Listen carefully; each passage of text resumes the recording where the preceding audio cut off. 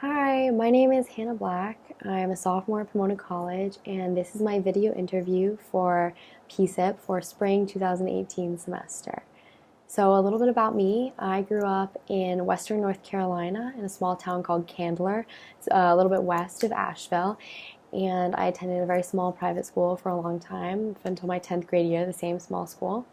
And then my junior year, I transferred to a public boarding school in Durham. It's called the North Carolina School of Science and Mathematics.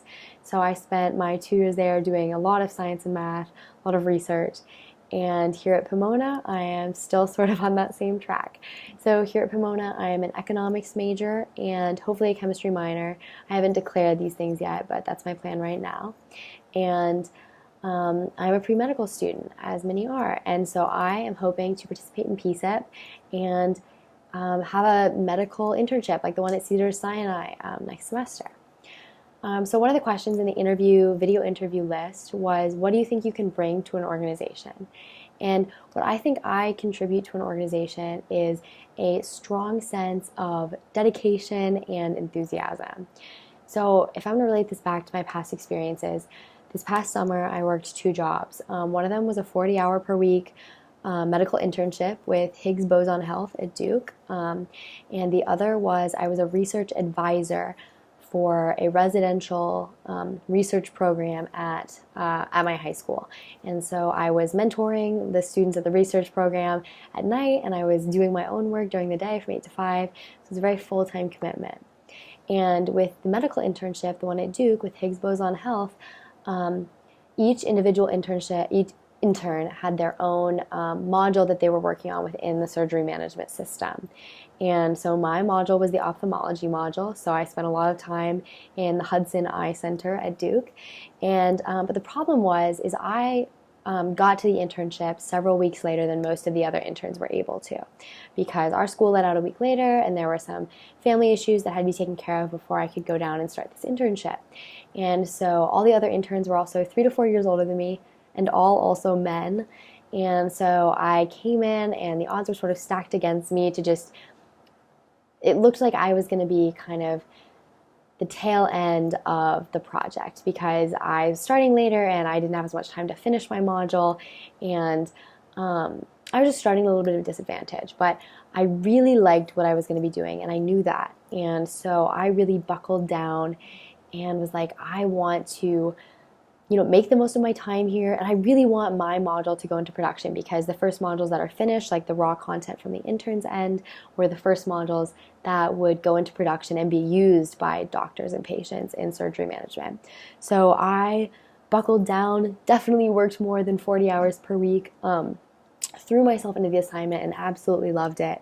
And by the end of the summer, the hard work undoubtedly paid off, because I went from going dead last in the order for production to being the first by like weeks and months ahead of time. It's incredible. And now 2 months later, or I guess a month later since I finished, that my module has been released on the app and on the servers, and is now being used by doctors and patients in the Duke system, in the Duke medical system. And what that experience taught me is that enthusiasm for what you're working on can be a big part of really harnessing your dedication. So a lot of students are very, very dedicated, but I think what hopefully sets me apart, or at least what set me apart in this past summer, was a really strong passion for what I was doing. And even though I was incredibly busy also being a research mentor, how much I loved the material that I was working with helped me want to get ahead. And it was one of the best summer experiences I've ever had, probably the best job I've ever had, and hopefully I will get to do that again next summer. So the third and final question on the PCIP interview list is talking about the times that we did not succeed and how we overcame that. So the first example that always jumps to my mind when it comes to failure is about writing, actually.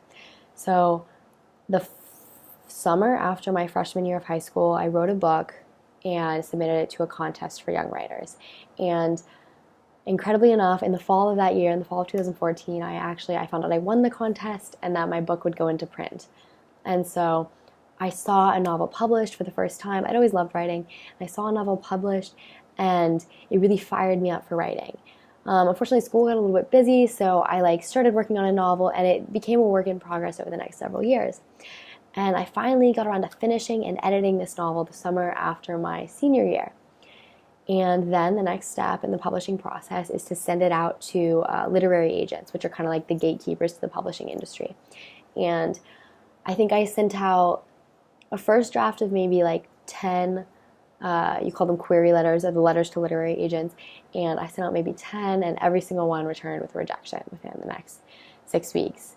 And since then, I have submitted, I think the count is at 39 right now, that I received 39 rejections or non-responses, which is the same as a rejection in the industry.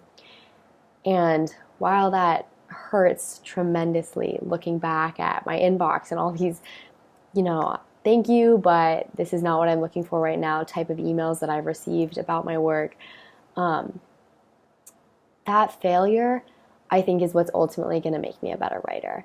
Because winning a contest, while it feels great and is really exciting to talk about, did not improve my writing. It made me stick with the same stuff, which ultimately isn't even what's working out. And I think when I do succeed and when my writing reaches the place that it is ready to be published, I will only have those failures and that rejection to thank for my eventual success, because I think those letters have been some of the best writing teachers I've had.